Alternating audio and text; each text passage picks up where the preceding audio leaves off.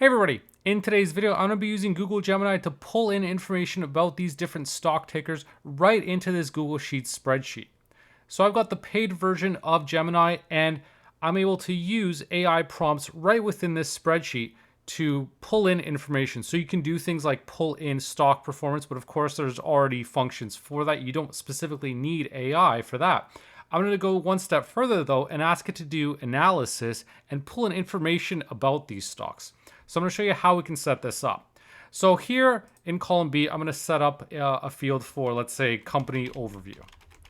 And with Google Sheets, you can use the AI function. So it says summarize, categorize, obviously using with Gemini.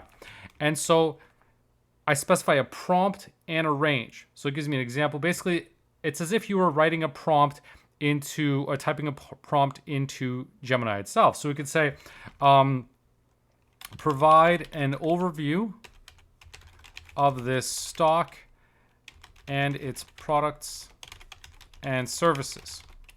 And the range, I'm going to specify this ticker symbol. And I'm going to close that. And just like a formula, I can copy this down to these other cells. And when I do so, you're going to see now it's running that query and generating those AI prompts. As you can see, it gives me an overview of what Apple is, its products and services, what Amazon does, its products and services. We've got Alphabet, we've got Meta Platforms, Microsoft, Nvidia, and Tesla. So it gives us a great overview. You know, we don't need to even go into Google and do a search for this. Google Gemini is going to pull all this in here. Now, what I would suggest doing at this point is just copying and pasting these as values so you've got them saved over, because you don't need this to refresh.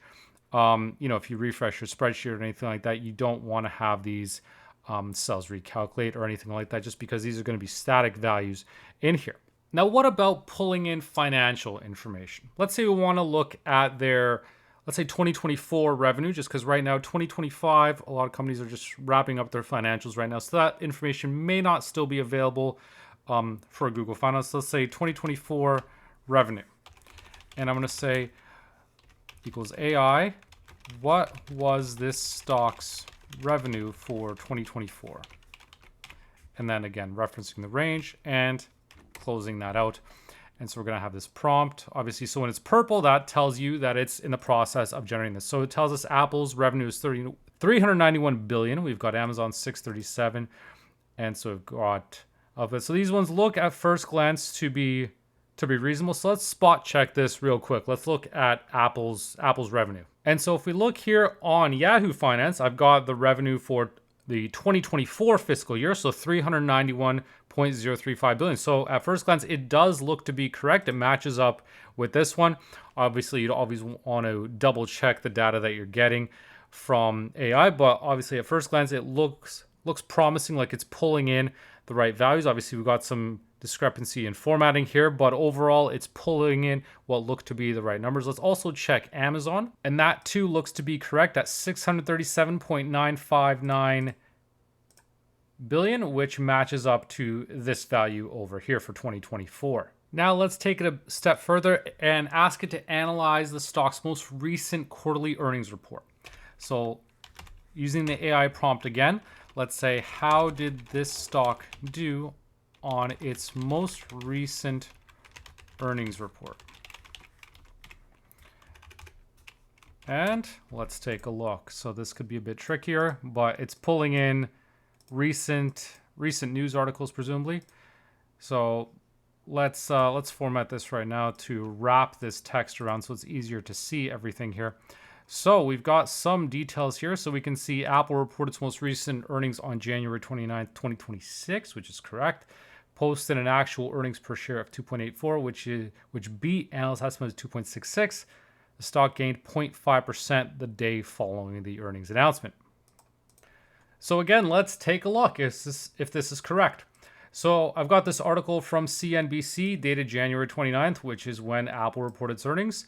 And it says here 2.84 versus 2.67. So we've got 2.84 versus 2.66. So fairly close.